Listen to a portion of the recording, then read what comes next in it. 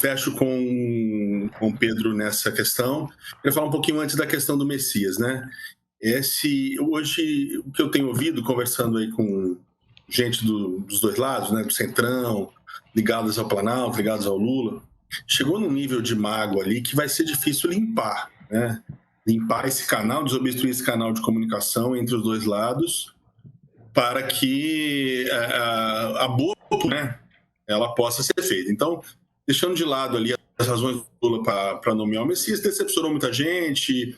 O Lula está tendo uma posição de nomeação de ministros, na minha visão, nesse terceiro mandato, totalmente. Ele nomeou o advogado dele, né? Não precisamos falar muito mais. Ele nomeou o próprio advogado para o Supremo. Então, isso já mostra aqui do que se trata.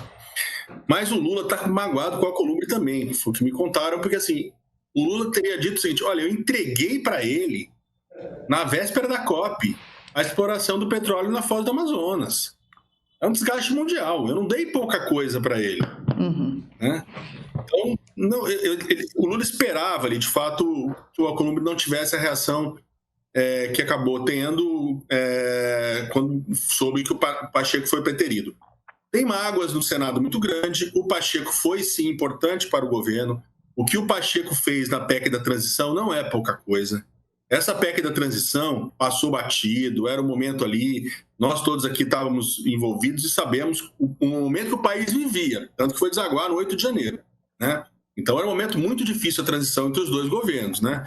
Era acampamento para cá, acampamento para lá, a situação das contas públicas, ninguém sabia direito o que era e tudo mais. O Pacheco foi muito importante na PEC da transição, portanto há muita mágoa no Senado da forma como o Pacheco foi preterido nesse processo, a indicação do Messias. Então vai ser difícil limpar esse canal de comunicação. Né? Mágoa e política não é uma coisa corriqueira, geralmente eles são mais frios, mais pragmáticos, mas quando ela acontece, ela é complicada para resolver. Né?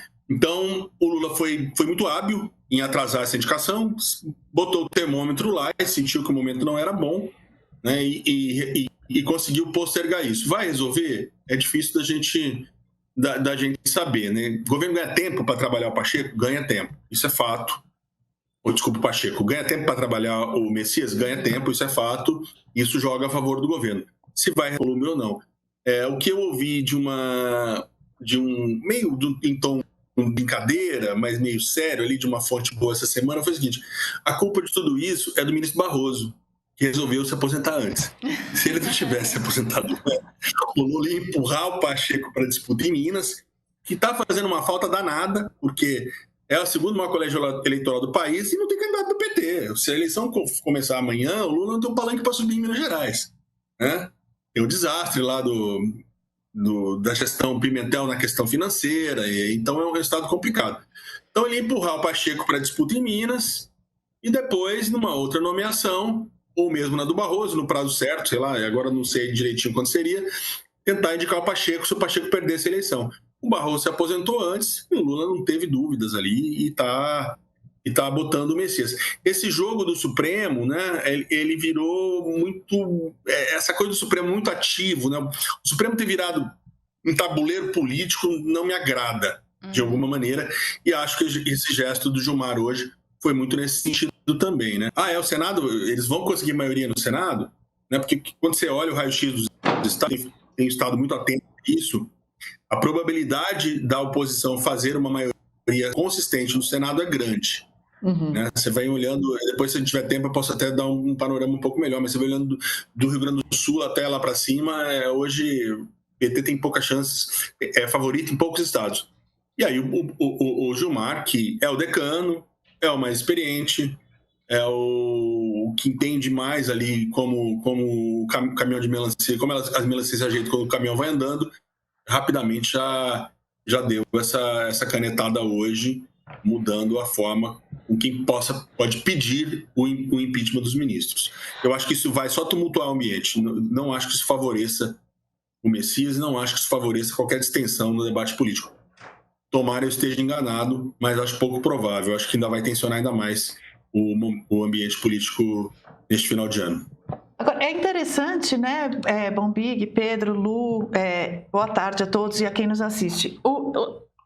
É interessante porque esse movimento do Gilmar, primeiro que ele é muito flagrante enquanto avanço nas atribuições do Supremo e da PGR. Ele não para em pé, essa decisão dele não para em pé, juridicamente. No entanto, ela vai a plenário. Hoje, eu fico imaginando se alguns dos ministros, mesmo os que se mantiveram alinhados, por exemplo, ao Alexandre de Moraes, ao próprio Gilmar, nos últimos 4 anos, 5 anos, o quanto o corporativismo da pauta vai falar mais alto, ou o quanto a carreira deles vai, impedi-los. Eu penso numa Carmen Lúcia, eu penso num Fachin, eu não consigo imaginar eles apoiando um texto desse.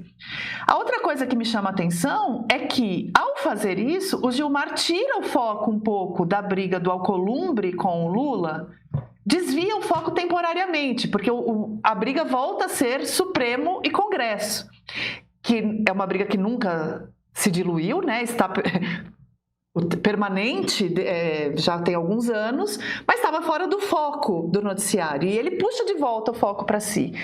Talvez calculando que tem que ser antes que seja tarde, né? Não sei se o cálculo político, porque vamos combinar, né, Bombig? A gente que cobre Brasília política há tanto tempo, há mais tempo do que eu estou pronta para admitir, a gente sabe que se tem um jurista que sabe calcular politicamente, o magistrado político por excelência é Gilmar Mendes.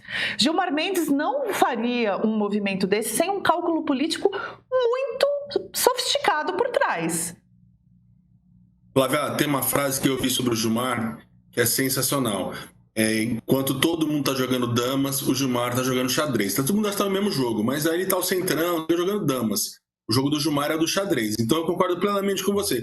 Ele não está olhando se ele vai comer essa pecinha da dama aqui. Ele está olhando lá na frente. Você está perfeita no que você tá colocando. Tudo bem. Mas... Eu não sei o que... Eu não sei... Como eu mal jogo dama, eu jogo um dominozinho safado, eu não estou conseguindo fazer a leitura do cálculo do Gilmar neste momento. Eu imagino que ele tenha consultado alguns dos pares mais próximos no Supremo, porque a gente sabe que no Supremo eles fazem esse tipo de consulta mútua quando os assuntos são muito delicados, pelo menos com seus grupos de afinidade, né? Agora, realmente eu tô muito curiosa para saber que tipo de placar a gente vai ter nesse plenário virtual diante de um texto que me parece indefensável juridicamente. Então, há mais coisas entre o céu e a terra do que sonha a nossa vã filosofia. Tem um mistério que vem do arcaico. O cara sai de casa, toma uma condução, ou vem a pé, se trabalha, senta num buraco ou fica em pé, espera começar.